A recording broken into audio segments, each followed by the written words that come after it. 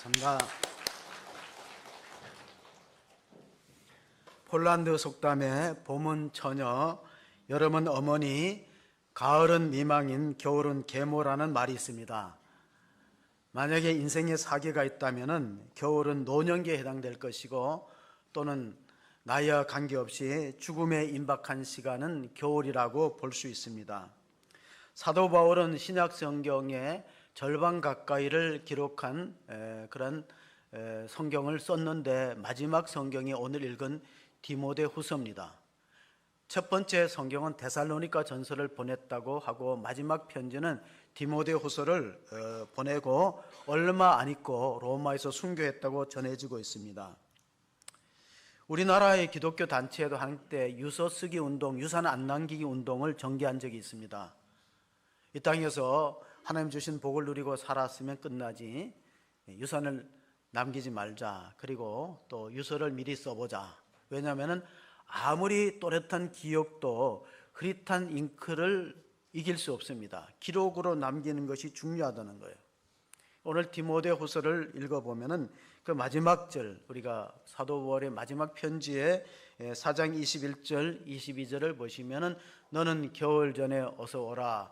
으블로와 부데와 리너와 글라우디아와 모든 형제가 다 내게 문안하느니라. 나는 주께서 내 심령에 함께 계시기를 바라노니 은혜가 너희와 함께 있을지어다. 사랑하는 사람들의 이름을 거론하고 아름다운 이별을 준비하는 노사도의 마지막 모습을 성경을 통해서 엿볼 수 있습니다. 이런 말이 있습니다. 새는 죽을 때 가장 그 소리가 슬프고 사람은 죽을 때 하는 말이 가장 진실하다. 그러면 여러분도 저도 유서를 미리 써보는 것도 바람직할 겁니다. 왜냐하면 기억력이라는 것은 기록을 따라갈 수 없기 때문에 그렇습니다.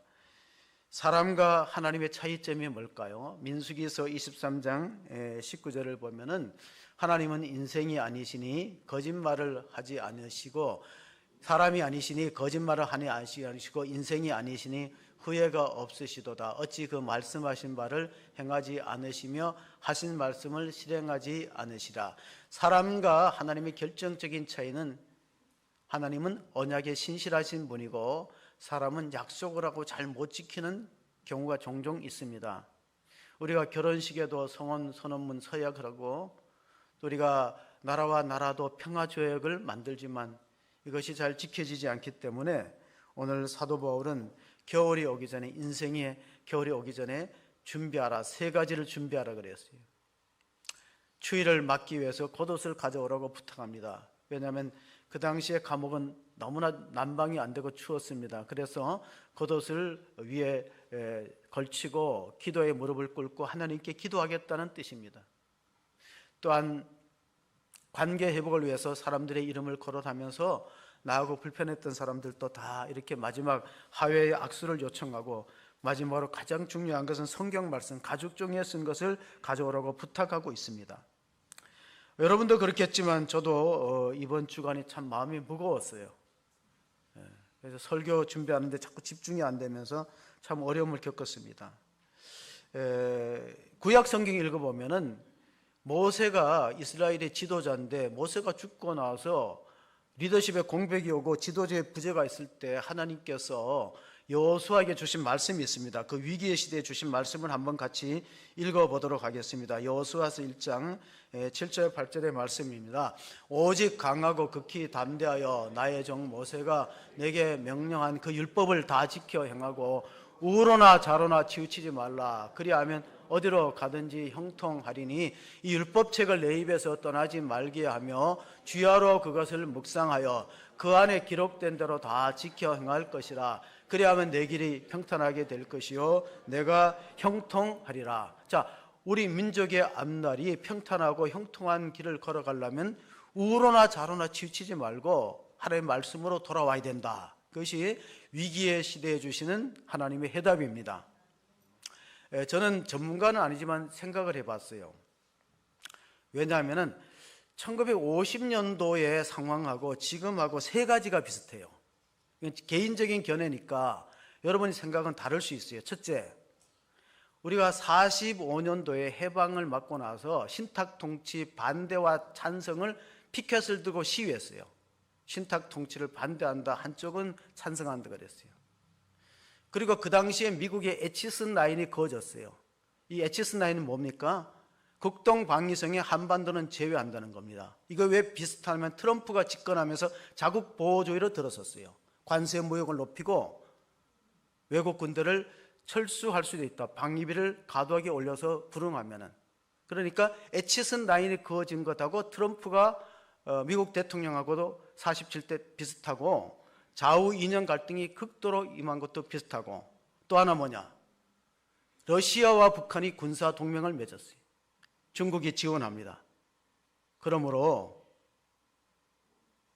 제2의 6.25가 발생할 수 있는 근접한 상황에 와 있다는 걸 아시고 우리가 끼어 기도할 수 있는 백성들, 우리 성도들이 되시기를 주의 이름으로 축원합니다. 아멘 소리가 많지 않는데 어쨌든 기도하세요. 우리가 할 수 있는 일이 뭡니까? 백성들이 끼어 기도할 수 있는데, 구약 성경에 보면은 이스라엘 민족이 모세가 끝나고 나서 왕정 시대가 될 수 있다는 것을 모세가 내다봤어요.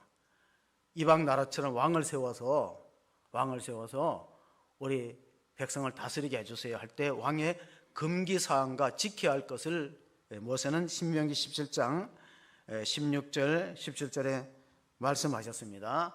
그는 병마를 많이 두지 말 것이요 병마를 많이 얻으려고 그 백성을 애굽으로 돌아가게 하지 말 것이니 이는 여호와께서 너희에게 이르시기를 너희가 이후에는 그 길로 다시 돌아가지 말 것이라 하셨음이며, 그에게 아내를 많이 두어 그의 마음이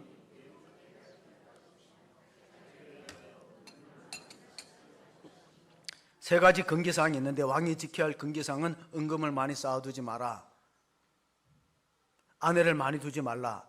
솔로몬이 그렇게 지혜로웠는데 처와 첩이 많아지면서 1000명 가까이 되면서 분단 국가가 되고 말았어요. 솔로몬이 죽고 나서 북쪽을 이스라엘이라고 남쪽을 유대라는 분단 국가가 되고 말았습니다. 세 번째, 병마를 많이 들지 말라는 거예요. 애굽에 가서 군사력을 너무 의지하지 말고 하나님을 의지해야 되는데, 그 하나님을 의지하는 방법이 뭘까요? 그 바로 이어지는 18절 19절에 있습니다. 그가 왕위에 오르거든 이 율법서의 등사본을 레위 사람 제사장 앞에서 책에 기록하여 평생에 자기 옆에 두고 읽어 그의 하나님 여호와를 경외하기를 배우며 이 율법의 모든 말과 이 규례를 지켜 행할 것이라. 그리하면 그 나라가 장구하는 거예요. 왕이 금기사항이 3개가 있고 지켜야 될 게 하나인데, 그 지켜야 될 것은 하나님의 말씀 율법책을 등사하여서 항상 곁에 두고 말씀을 따라서 통치할 때 나라가 장구하다는 것을 예언해 주고 있습니다. 이 등사라는 말이 생각나니까 우리가 1919년 만세 운동을 일으킬 때 김이 독립선언문을 등사했어요. 태극기를 막 손에 쥐어주고 이 독립선언문을 등사해서 나누어주고, 거기 보면 오등원 자해, 우리가 학교에서 배웠던 독립선언서 공약 3장이 있고 마지막에는 33명의 이름이 명단이 나옵니다. 서약자, 독립선언의 서약자. 첫 번째가 길손주입니다. 길손주는 첫 번째는 손병입니다. 손병희 선생은 천도교를 대표하고, 두 번째 이름이 개신교 대표인 길손주 목사님. 마지막 부분에 가면은 만해 한용운 이름입니다. 그건 불교 대표입니다. 이분들은 그 이름이 거기에 그 독립선언문에 기재되었으므로 엄청난 핍박을 당했어요. 체포되고 구금되고 고문도 당했어요. 그러나 자신의 이름이 독립선언문에 기록된 것을 부끄러워하지 않았어요. 지금은 수모를 당하고 고통을 당하지만은 후대 후손들은 자랑스러운 이름이기 때문에 그 서약한 이름에 자신이 선명한 이름을 부끄러워하지 않았다는 사실입니다. 이 길손주 목사님은 어떤 분이냐면, 우리가 잘 아는 널다리 교회, 평양의 널다리 교회가 장대현 교회입니다. 장대현 교회 담임 목사님인데 1907년도에 평양 대부흥 운동이 그 교회에서 일어났어요. 기도 운동이 길손주 목사님을 통해서. 그런데 길손주 목사님은 이 나라의 대표로서 독립선언문에 서명하고 상당한 어려움과 고초를 겪었습니다. 1907년도에 평양 대부흥 운동이 일어나면서 어떤 게 있었냐면 100만인 구령 운동이 전개됐는데 100만 명을 전도해서 교회 부흥을 이루자. 그런데 성경이 필요했어요. 그때 외국 성서 공회에서 마가복음 70만 부를 찍어서 보냈습니다. 우리는 그 당시에는 정말 성경도 제대로 인쇄할 수 없을 만큼 가난하고 열악한 일본의 지배하에 살아왔습니다. 그런데 이제는 달라요. 2024년도 대한성서공회 통계에 의하면요, 우리가 194개의 언어로 420만 부의 성경을 보급했어요. 그런데 그 모든 대한성서공회에 성경 보내는 보급에 통합 측 교단이 3분의 1의 재정 지원이 있습니다. 교회를 통해서나 개인을 통해서. 그러니까 통합 측 교단이 대단한 거예요. 우리나라에 수많은 교단이 있지만은 대한성서공회 예산의 3분의 1, 33.5%는 통합 측 교단이 감당하면서 말씀을 전파하는 일에 앞장섰다는 것은 참으로 귀하고 자랑스러운 일입니다. 그런데 우리가 성경 그러면 신약과 구약으로 되어 있어요. 신약과 구약. 놀라운 것은 북한 사람들이 성경을 접하지 못합니다. 그 북한 사람들은 신약과 구약을 어떻게 해석하냐면 구약은 한약방에서 처방하는 약이야. 구약이. 신약은 병원에서 약국에서 주는 약이 신약이야. 이렇게 알아요. 우리가 생각할 수도 없는. 왜냐하면 성경을 소지하면 어떻게 해요? 죽이거든. 성경이 발각되면 집안 사람들이 강제노동 수용소로 가든가 처형됩니다. 그러니까 성경을 모르죠. 신약하면은 병원에서 주는 약이고 구약하면은 한의원에서 주는 약으로. 참 기가 막힐 노릇입니다. 신약은 뭡니까? 예수님의 피로 맺어진 새 언약이 신약이에요. 그래서 우리가 신약 성경을 뉴 테스트먼트란 말을 써요. 그럼 구약은 뭡니까? 올드 테스트먼트예요. 그 모세 언약을 통해서 이스라엘 백성과 맺은 것이 옛 약속이라는 거예요. 그런데 가만히 보면 모세 언약 이전에 하나님이 아브라함과 언약을 맺은 사건이 창세기 15장에 기록되어 있습니다. 한번 창세기 15장 17, 18절 보면 해가 져서 어두울 때 연기 나는 하로가 보이며 타는 횃불이 쪼갠 고기 사이로 지나가더라. 그날에 여호와께서 아브라함과 더불어 언약을 세워 이르시되 내가 이 땅을 애굽 강에서부터 그 큰 유파라데까지 내 자손에게 주느니. 자, 언약을 할 때 보면 짐승이나 새를 쪼개서 양쪽으로 놓습니다. 그러면 하나님은 형체가 없기 때문에 횃불로 통과하고 아브라함이 그걸로 통과하면 언약식이 체결된 거예요. 마치 우리 결혼식 할 때 양쪽으로 이렇게 신부 측 신랑 측이 앉고 가운데 들어가듯이 언약을 맺으러 들어가듯이 하나님의 횃불로 그 짐승 쪼갠 짐승 사이로 지나가고 아브라함도 통과했어요. 그 뭐냐? 언약을 깨면은 인생도 깨진다. 너도 죽는다는 약속이 언약이에요. 그래서 히브리 말로는 베리트라는데 자르다는 뜻이에요. 짐승을 제물을 둘로 쪼개듯이 이렇게 짜겨서 그 대신에 하나님의 약속을 잘 지키면 어떻게 됩니까? 땅을 기업으로 주긴다는, 애굽 땅까지 모든 가나안 땅을 너의 유업으로 준다는 것을 말씀해 주신 것이 언약의 목적이다. 그런데 이스라엘 민족은 가나안 땅에 들어가면 하나님과 약속을 잊어버려요. 먹고 살만 하면 언약을 기억하지 않고 자기네 마음대로 살아갔다는 것이에요. 그래서 나라의 멸망이 왔기 때문에 호세아 선지자가 이렇게 말합니다. 호세아서 4장 6절에 내 백성이 지식이 없으므로 망하는도다. 내가 지식을 버렸으니 나도 너를 버려 내 제사장이 되지 못하게 할 것이요 내가 내 하나님 율법을 잊었으니 나도 내 자녀들을 잊어버리리라. 하나님과 약속된 말씀이 율법인데 말씀을 망각하고 잊어버리고 자기 마음대로 살아갑니다. 세상의 가치관과 기준을 통해서 욕심에 이끌려서 살아가니까 그러면 율법을 잊으면 나도 너희 후손들을 잊어버리고 내 자녀를 잊어버리겠다. 그것은 우리가 굉장히 심각하게 들어야 될 하나님의 말씀입니다. 자, 성경이 어떤 책이냐? 디모데후서 3장 15절 17절을 한번 읽어보겠습니다. 또 어려서부터 성경을 알았나니 성경은 능히 너로 하여금 그리스도 예수 안에 있는 믿음으로 말미암아 구원에 이르는 지혜가 있게 하느니라. 모든 성경은 하나님의 감동으로 된 것으로 교훈과 책망과 바르게 함과 의로 교육하기에 유익하니 이는 하나님의 사람으로 온전하게 하여 모든 선한 일을 행할 능력을 갖추게 하려 함이라. 성경의 신비가 세 가지 있다. 오늘 설교 제목이 성경의 신비인데요, 3대 신비가 있어요. 성경은 뭐냐? 하나님의 감동으로 기록된 책이에요. 사람의 생각으로 쓴 게 아니에요. 성령의 감동, 하나님의 영의 감동에 의해서 기록되어 있기 때문에 신약과 구약은요 다양하지만 통일성이 있습니다. 그럼 성경이 쓰여진 시간이 얼마나 됐냐? 여러분, 우리가 어떤 책을 시작해서 쓴다 그러면 아무리 오래 걸려도 몇십 년이면 다 쓰잖아요. 뭐 괴테 파우스트가 굉장히 오랫동안 걸쳐서 그 책이 완성되었다고 알려지고 있지만은 성경은 1500년 걸렸어요. 창세기하고 요한계시록까지 걸린 시간이 1500년이에요. 이런 책이 있습니까? 1500년 동안 완성된 책이 있습니까? 또한 성경을 기록한 사람은 40명이에요. 그러니까 왕도 있고 어부도 있고 농부도 있고 또 제사장들, 예언자들 뭐 여러 사람이 있어서 40명이 있었어요. 언어도 달라요. 사는 지역도 달라요. 그런데 통일성이 있어요. 어떤 구원에 이르는 지혜가 있다는 걸 믿으시기 바랍니다. 모든 성경은 구원에 이르는, 우리가 구원받기 위해서 성경을 읽어야 되는 이유가 하나님의 성령의 감동으로 기록되어 있고 또 우리를 구원에 이르는 지혜가 있게 하는 책이 성경이다. 세 번째 성경의 신비가 뭡니까?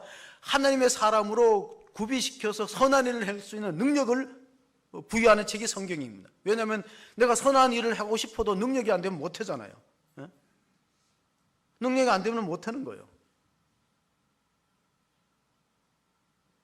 우리가 이번에 그 금요일 날 다니엘 기도의 그 강사였던 구홍림 장로님의 간증을 우리 심야 금요 목장 기도회 때 영상으로 봤어요.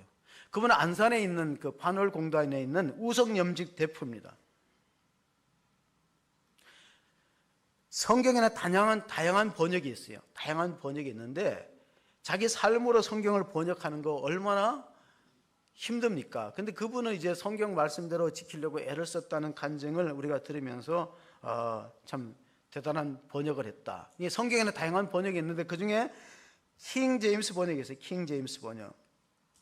킹 제임스 번역이니까 왕이 영어로 성경을 번역해갖고 백성들에게 읽으라 했던 게 이제 킹 제임스 번역입니다. 거기 얽힌 일화가 하나 있습니다. 그 당시에는 너무나 도둑이 많아갖고 국왕이 이 제임스 왕이 이 도둑질하다 잡히면 사형을 선고할 만큼 나라가 혼란스럽고 어지러웠어요. 근데 암스트롱이라는 사람이 옆에 있는 말과 양을 훔치다가 적발되어서 사형을 받게 됩니다. 감옥에 들어가서 교도관이 이제 얼마 있으면 사형을 집행한다 그러니까 내가 듣자 하니까 왕이 성경을 영어로 만들었다는데 성경 한번 읽을 수 없느냐고 요청을 하니까 교도관이 이제 법정에다가 얘기를 한 것 같아요. 이 제수가 왕이 번역한 성경을 한번 읽어보고 사형을 당하면 안 되겠느냐고 요청하니까 허락이 되냐 하니까 그거 왕이 기특하게 여겨서 그럼 성경을 감옥 안에 넣어주고 읽도록 하라 하고 허락했어요. 근데 성경을 빨리 읽었으면 좋은데 천천히 읽는 거야.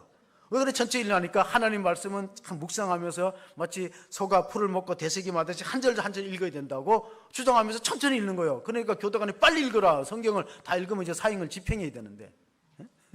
성경이 몇 장이에요? 1189장이요. 1189장인데 이게 하루 한 장 읽어도 상당한 시간이 걸리는데 이게 하루에 한 절씩 읽으니까 3만 절이 넘잖아요. 그래서 다시 보고합니다. 왕이여, 이 제수가 암스트롱이라는 제수가 성경을 천천히 읽고 하나님 말씀을 자꾸 검씻고 묵상해야 되니까 빨리 안 읽는데 어떻게 하니까 왕이 그놈 참 깨가 많은 놈이다 하면서 풀어줬대요. 가서 집에 가서 읽으라고. 감옥에서 읽지 말고. 그래서 뭐야? 진짜 이게 생명책이 된 거예요. 암스트롱 사람이 죽을 위기에서 생명을 얻게 되는 그런 책이 되었다는 사실인데 킴 제임스 번역을 우리가 그 오기 제자본이 숭실대학교에 그 기독교 박물관에 가니까 1611년도 판이 있더라고요. 킹 제임스 번역 1611년도에 판이 있는 걸 읽었습니다. 여러분, 우리가 하나님 말씀으로 훈련된다는 게 얼마나 쉬우면서 어렵습니까? 제가 그 금요일 날 우성방직의 그 구장로님의 그 간증을 들으면서 그 교회가 시행했던 제자훈련 책을 봤어요. 제자훈련. 그 책의 제목이 뭐냐면은 그 예수님의 사람 1권, 2권이 있습니다. 물론 교재가 모든 제자훈련을 다 완벽하게 만들어주는 거 아닙니다. 교재를 가르치는 어떻게 보면 강사가 중요하지요. 그 교재를 쓴 유기성 목사님은 1984년도에 군목으로 입대합니다. 인간받기 위해서. 1984년도에. 그런데 그 장교 훈련을 받다가 큰 부상을 당하는 사고를 겪습니다. 어느 정도로 부상이 컸냐면은 고관절 다 부서져 갖고 그 육군 통합병원에 긴급 이송이 됩니다. 긴급 이송이 돼 갖고 응급실에 들어가서 군의관이 엑스레이를 찍어 보니까 이거는 아무리 수술을 잘해도 불구가 남는다는 거예요. 아무리 수술을 잘해도. 그래서 얘기합니다.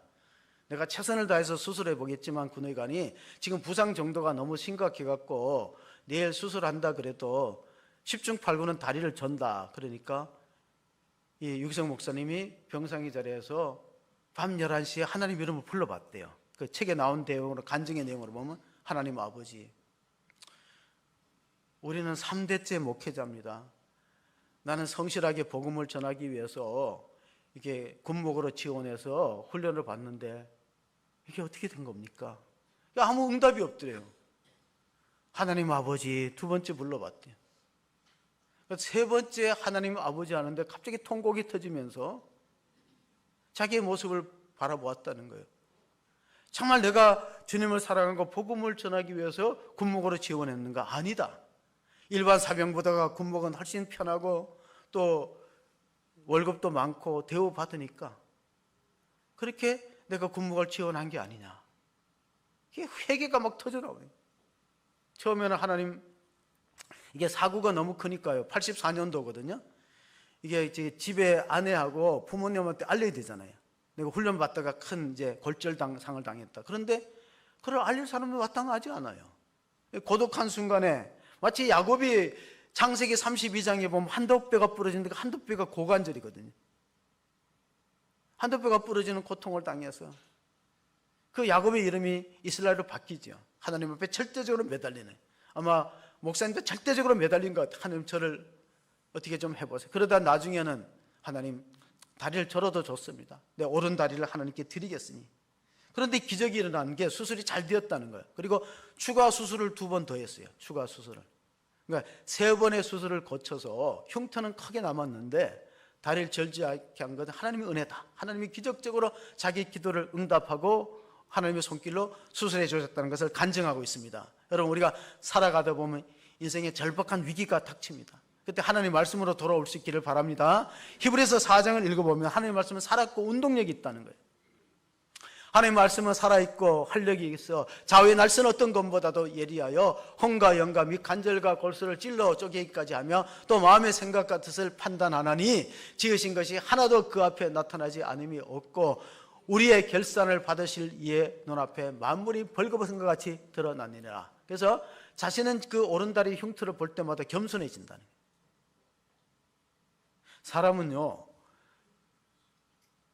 낮아질 때가 언제 낮아질 때냐면요, 고생을 극심하게 해보는 위기 앞에서 낮아지지, 아무리 우리가 공부를 많이 하고 훈련한다고 절대 낮아지지 않아요. 하나님의 이스라엘 백성들을 40년 동안 그 고난의 강야의 행군을 시켰나면요, 그렇게 고생 안 하면 절대 겸손해지지 않습니다. 신명기서 한번 읽어볼 거예요. 신명기서 8장 16절 17절 읽어보겠습니다. 내 조상들도 알지 못하던 만나를 광야에서 내게 먹이셨나니 이는 다 너를 낮추시며 너를 시험하사 마침내 내게 복을 주려 하심이었느니라. 그러나 내가 내 마음에 이르기를 내 능력과 내 손의 힘으로 내가 이 재물을 얻었다 말할 것이다. 여러분, 하나님이 복 주셔서 사업도 되고 재물도 늘었는데 내가 똑똑하고 경영을 잘하고 사업을 잘해서 자만하는 것이 위험하다는 거예요. 어떤 그 CBMC에 속한 회원은 자기의 인생의 좌우명이 하나님 앞에 까불지 말자 하는 좌우명이 있대요. 왜냐하면 혼이 나봤거든. 매를 맞아봤거든. 이 히브리어에 보면은요, 광야라는 말하고 말씀이라는 말이 어원이 같아요. 광야는 미드바르고 말씀하시다는 다바르예요.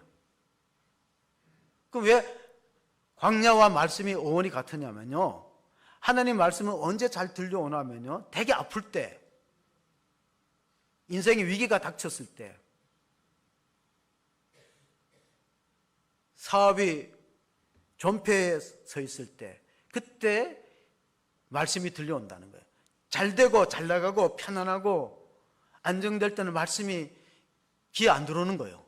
그래서 이 광야라는, 인생의 광야라는 것과 하나님의 말씀이 어원이 같아. C.S. 루이스라는 영국의 교수는 고난은 하나님의 메가폰이다 그랬어요. 메가폰은 영화 감독이 레디고 할 때 그 확성기가 메가폰인데, 인생의 고난은 하나님의 말씀이 크게 들려온다는 거예요. 그렇지 않을 때 우리가 하나님의 말씀이 우리 마음에 다가오는 것이 없기 때문에 하나님 이스라엘 백성을 낮추기 위해서 고난의 자리로 이끌었다는 사실입니다. 오늘 디모데서를 읽었던 말씀을 한번 9절 10절을 우리가 조명해 보면은 너는 어서 속히 내게로 오라. 데마는 이 세상을 사랑하여 나를 버리고 데살로니가로 갔고 그리스게는 갈라디아로, 디도는 달마디아로 갔고. 자, 사도 바울은 믿음의 아들 디모데에게 마지막 편지를 보냅니다. 유언과 같은 말씀하면서 주변의 사람들을 이야기합니다. 데마는 나를 잘 따라다니는 동력자였는데, 그런데 나를 버리고 세상을 사랑하여서 데살로니가 갔다. 자기 고향으로 돌아간 거예요. 왜 그럴까요? 하나님 사랑하고 세상 사랑이 같이 안 되기 때문에 그래요.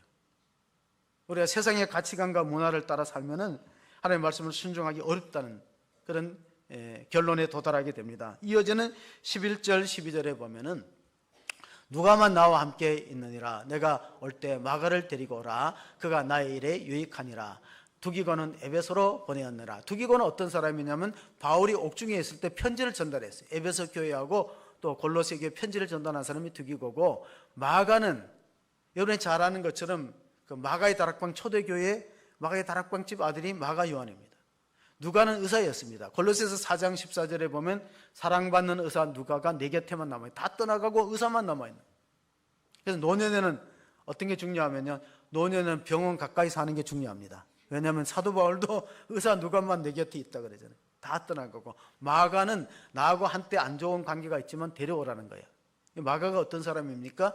1차 세계 선교 여행 때 같이 따라갔다가 이 열병이 들었어요. 말라리 같은 열병이 들어서 치료가 끝나니까 선교 여행을 계속 이어가야 되는데 밤빌리아에서 돌아가겠다는 거예요. 왜냐하면 부잣집 아들이 고생을 안 해봤기 때문에. 그 마가가 선교 여행 도중에 돌아가 보니까 2차 선교 여행 때 바나바와 바울이 갈라집니다. 바나바는 자기 조카 생질이니까 마가가 한때 실수하고 그래도 나이가 어리고 고생을 안 해봐서 그러니까 데려가자 하는 쪽이고, 바울은 안 된다.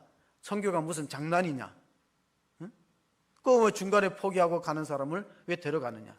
그래서 갈라집니다. 그래서 바울과 실라는 2차 선교 여행을 마게도니아 지역으로 가고, 이 바나바는 자기 조카 생질 마가를 데리고 자기 고향 부브로로 갑니다. 그 사람이 마가인데 이제 죽기 전에 바울이 마가가 나의 일에 유익하다. 왜냐하면 마가가 나의 일에 유익한 게 뭐냐면 최초의 복음서는 마가복음을 쓴 사람이거든. 마가복음을 쓴 기록한 저자가 마가 요한입니다. 데려와자. 한번 죽기 전에 얼굴 보자.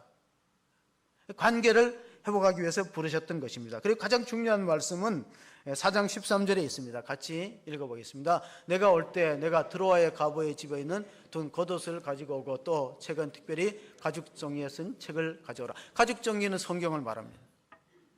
지금은 우리가 성경을 인쇄합니다. 그럼 그때 당시에는 인쇄술이 없기 때문에 가죽종이 양피지에다 주로 성경을 기록하는데 책 한 권 만드는데 6개월 이상 소요됩니다. 그럼 생각해 보십시오. 가죽 양피지를 이렇게 만들어 갖고 부드럽게 갖고 거기에 보면 이제 이렇게 깃털 달린 그 펜으로 한자 한자 쓰잖아요. 정성껏 써야 됩니다. 그런데 그거 예를 들면 우리가 마가복음을 하나 쓴다. 마가복음 16장, 마태복음 28장. 그 하나 기록하려면 양피지가 상당히 많아야 되고, 그리고 그 기록하는데 상당히 오래 걸리니까 성경의 가치가 비쌀 수밖에 없어요. 서기관들의 보수를 줘야지, 양피지를 사야지. 그러니까 성경 한 권의 값이 얼마나 비싸겠어요. 그러나 그렇게라도 기록한 게 뭐냐면은 성경책은 생명책이기 때문에 이것을 읽는 사람을 구원의 지혜를 허락하게 하시고 구원의 지혜에 이르게 하시고 하나님의 사람으로 준비될 수 있는, 하나님의 사람으로 준비되는 것이 하나님의 말씀이기 때문에 우리가 성경을 주목할 수밖에 없습니다. 요한복음 5장 39절 40절에 예수님께서 이런 말씀하셨습니다. 너희가 성경에서 영생을 얻는 줄 생각하고 성경을 연구하거니와 이 성경이 곧 내게 대하여 증언하는 것이니라. 그러나 너희가 영생을 얻기 위하여 내게 오기를 원하지 아니합니다. 이 여기서 말하는 성경은 구약을 말하는데 구약의 주인공이 누구라고요? 예수님이에요. 근데 구약의 주인공이 예수님이란 걸 잘 안 믿는 거예요. 왜냐하면 예수님은 단어가 구약에는 안 나오잖아요. 근데 다시 한번 보세요.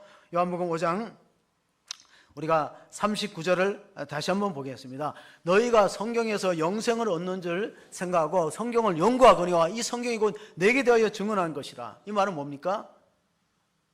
이스라엘 백성들은 성경을 굉장히 연구합니다. 바리새인, 서기관, 율법사들이 성경을 공부하고 예수님이 어디서 태어날 것이다 하고 그런 그 예언들을 다 알고 있어요. 근데 성경을 연구하면서 성경의 주인공을 놓쳐버려요. 마치 엄마가 아기를 등에 업고 우리 아기 오기는 찾는 것과 같은 형국이에요. 너희가 성경에서 영생 얻는 구약 성경이거든요. 성경이 내게 대해서 증언하는 것이다. 구약 성경은 예수님에 대한 예언이에요. 그리고 신약 성경은 예수님이 오셨다는 성취예요. 그러니까 성경은 다 짝이 있는 거예요. 신약과 구약이. 그렇게 읽으셔야 됩니다. 그런데 이스라엘 백성들은 성경의 주인공을 오히려 십자가에 못 박아버리는 그런 죄악을 범하고 맙니다. 그래서 우리가 바울의 곁에도 꼭 좋은 사람만 있지 않다는 걸 디모데후서 4장 14절 15절 한번 읽어봅니다. 구리 세공업자 알렉산더가 내게 해를 많이 입혔으며 주께서 그 행한 대로 그에게 갚으시리니 너도 그를 주의하라. 그가 우리 말을 심히 대적하였느라. 자, 바울은 알렉산더 이름을 왜 이렇게 기록했을까요? 자기는 이제 죽으면 그만이야. 순교길을 가면 그만인데 자기 믿음의 아들 디모데가 걱정되는 거예요.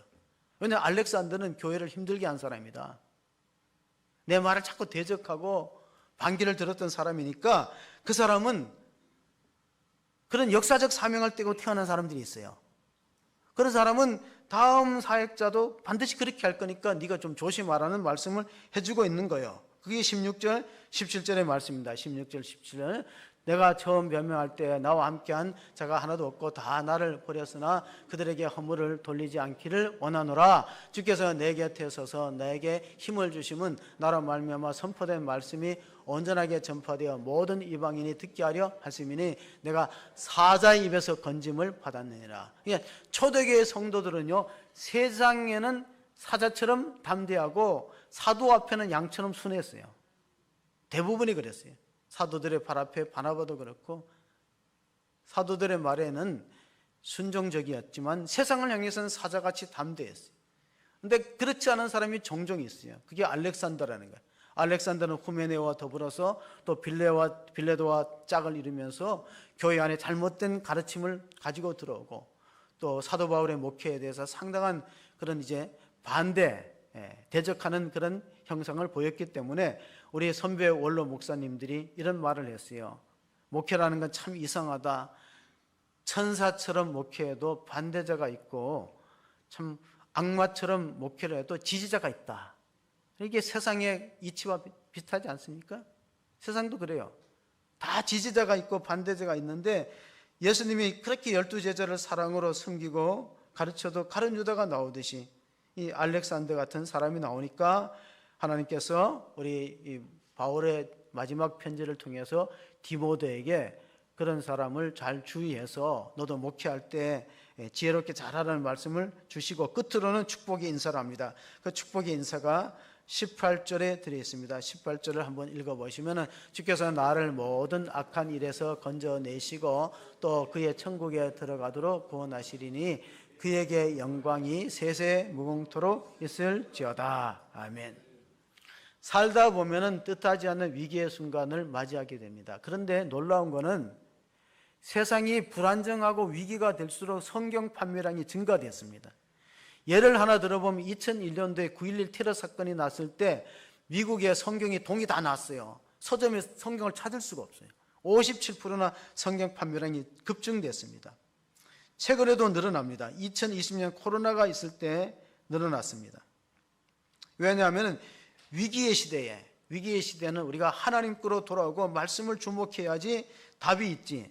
그렇지 않고는 사람은 이쪽에서는 이 말하고 저쪽에서는 저 말하니까 우리가 자로나 우러나 치우치지 말고 하나님 말씀을 지켜 행하면은 길이 형통하고 평탄하게 될 것이다 는 여호수아에게 주신 말씀을 우리가 귀에 새기면서 우리나라가 위대한 민족인 것은 1450년도에 독일의 쿠덴베르크가 금속 활자를 발명했는데 우리가 70년 앞당깁니다. 우리는 고려 시대에 이미 아마 직지심체 요절이라는 금속 활자를 만들었어요. 그거는 1450년도에 쿠덴베르크가 금속 활자를 만드는 것보다 70년 앞당기는 위대한 민족입니다. 독일에 한번 가보니까요, 쿠덴베르크를 대단하게 위인으로 치더라고요. 왜냐하면 마틴 루터 동상 옆에는 또 쿠덴베르크의 동상이 있어요. 쿠덴베르크가 금속 활자를 만들었기 때문에 성경을 막 찍어내서 인쇄해서 서민들, 농민들이 다 성경을 읽고 나서 루터의 지지자가 된 거예요. 만약 금속 활자가 발명이 안 됐으면 루터를 지지하는 사람이 아무도 없으면 지도체도 모르게 죽여요. 천주교에서 죽여버려요. 가톨릭에서. 근데 못 죽이는 이유가 뭐냐? 지지자들이 많은 거예요. 루터의 의견이 옳다. 우리가 말씀으로, 은혜로, 믿음으로 구원받는다는 3대 원리가 있어요. 오직 말씀으로, 오직 하나님의 은혜로, 오직 믿음으로 구원받는 그 말씀이 있기 때문에 제거를 못한 것이죠. 우리 하나님 말씀 가운데서 이 인생의 위기가 있기 때문에 교통사고를 일으키는 90%의 원인이 법규를 무시한다는 거예요. 법규 준수하는 거예요. 우리 인생의 교통사고가 많이 일어나잖아요. 그 모든 것은 하나님 말씀을 지키지 않기 때문이다. 하나님 말씀을 안 지키는 이유는 사람들의 의식과 생각 속에 이 복잡한 세상에서 말씀대로 살면은 손해를 본다는 생각이 있어요. 손해. 그래서 아이들이 주일날에 교회 안 오고 학원을 갑니다. 왜냐하면 이 시간에 공부하는 건 이익이고 교회 가는 건 손해라고 봐요. 근데 실제로 그럴까요? 일본의 유명한 신학자인 우찌무라 간자는 북해도 대학교에 입학하면서 자기 신앙의 친구들하고 더불어서 우리 주일날에 공부하지 말고 성경 연구하자. 주일날에는 오직 공부를 쉬고 예배드리고 성경만 연구하자. 그런데 그 우찌무라 간조가 6명의 친구가 북해도 대학 졸업식 때 1등에서 7등을 다 했어요. 1등에 7등. 그리고 우찌무라 간조의 그 제자 가운데 우리나라에 김교신 선생이 있고 함석헌옹이 있어요. 물론 이제 교회론에서는 약했지만은 그분들은 우리나라에 들어와서 성소조선이라는 잡지를 만들었어요. 성소조선. 대한민국은 성경의 기초 위에 세워야 된다. 성소조선. 그 김교신이 어떤 분이냐? 송기정 선수의 스승이에요. 송기정 선수가 베르틴 마라톤 올림픽을 할 때 자전거를, 그때 뭐 자동차가 있었으니까 자전거를 타고 계속해서 옆에서 응원했어요. 송기정 선수의 그 학교에, 고등학교에 스승이 바로 김교신 선생입니다. 성서조선을 창간한 분이에요. 그런데 너무 지쳐서 포기할 때 선생님이 기정아 힘내라. 조금만 힘내면 된다는 그 선생님이 자전거를 타고 자기 옆에 지나가면서 눈물을 흘리는 걸 봤어요. 송기정 선수가 힘이 나는 거예요. 나 지금 포기하고 싶은데 선생님이 내 곁에 자전거를 타고 기정아 힘내라. 눈물을 보고 용기가 솟아서 금메달을 따게 되었다. 그런 뒷얘기가 있습니다. 위대한 교사는 뭐냐? 말씀으로 가르치는 거예요. 말씀으로, 제자를 말씀으로 가르치는 겁니다. 노벨상의 3분의 1이 유대인으로 돌아갔다. 그런 이야기 있죠. 이제 다음 주가 노벨상 주간이에요. 그래서 내일 모레 우리나라에 또 노벨 문학상이 수상되고 하는 노벨상의 3분의 1이 그 유대인의 몫으로 들어갑니다. 왜 그럴까요? 유대인들의 어머니는 자기 전에 아이들한테 성경을 읽어줍니다. 에브라함 링컨이 하나님이 인류에게 주신 최고의 선물이 성경 말씀이다. 왜냐하면 자기 어머니가 자기 9살 때 죽으면서 어머니의 손때 묻은 성경을 유산으로 주면서 이렇게 말했어요. 100만 에이커의 땅을 주는 것보다가 내가 너한테 100만 에이커의 땅을 주는 것보다 이 성경 말씀이 더 귀한 가치가 있으니까 너는 이 말씀을 지키면 말씀이 너를 지켜줄 것이다. 그래서 아브라함은 성경이 만든 인물이다고 알려지고 있습니다. 성경은 하나님이 우리를 사랑한다는 편지예요. 우리 성경을 우리가 가볍게 여기서는 안 되는 이유가 무엇입니까? 하나님이 사랑한다는 편지가 그 속에 담겨 있기 때문에 그렇습니다. 영국은 2권의 책이 있다는 거예요. 그게 빅톨 위거, 프랑스의 작가 빅톨 위거가 영국은 2권의 책이 있는데 하나는 셰익스피어의 작품이고 하나는 성경 말씀이다. 영국은 셰익스피어를 낳았다면 영국을 만든 것은 성경 말씀이다. 원래 영국 사람들이 원래 바이킹족 해적들입니다.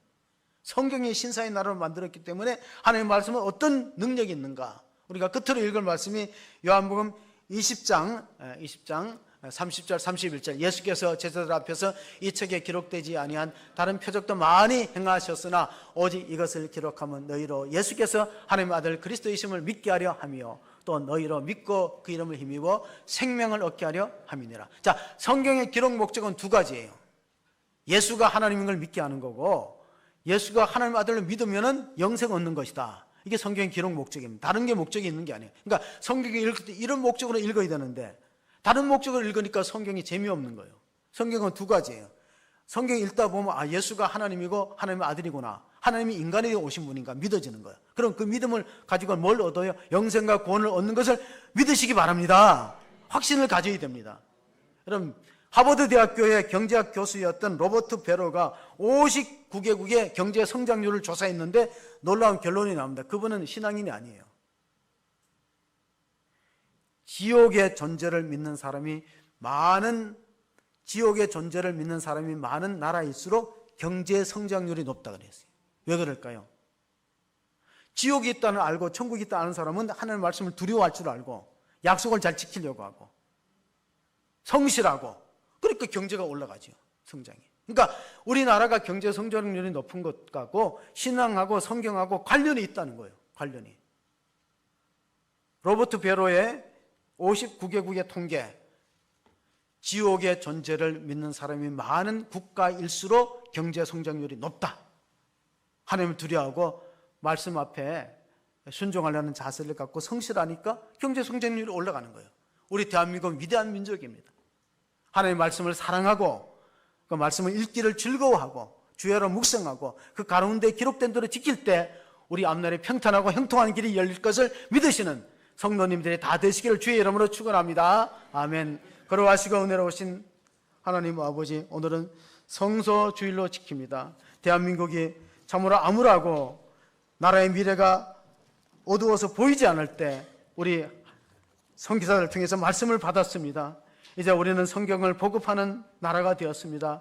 하나님, 이 나라가 지금은 어렵고 힘들지만 말씀 앞으로 돌아오는 그런 계기가 되게 하시고 기도하는 백성들이 많아져서 오늘 주께서 하나님의 말씀을 통해서 우리에게 주셨듯이 교훈해 주듯이 하나님의 성경은 하나님의 영의 감동으로 기록되었기 때문에 우리로 하여금 하나님을 알고 또 그 의로 교육함과 하나님 사람으로 온전하게 선한 일을 행할 수 있는 능력을 갖추고 믿음으로 말미암아 구원에 이르는 지혜를 주시는 말씀을 우리 후손들이 받아들여서 순종함으로써 생명의 열매를 맺는 그러한 우리 가정과 교회와 이 나라가 될 수 있도록 축복하여 주옵소서. 우리 구주 예수 그리스도의 이름으로 기도합니다. 아멘.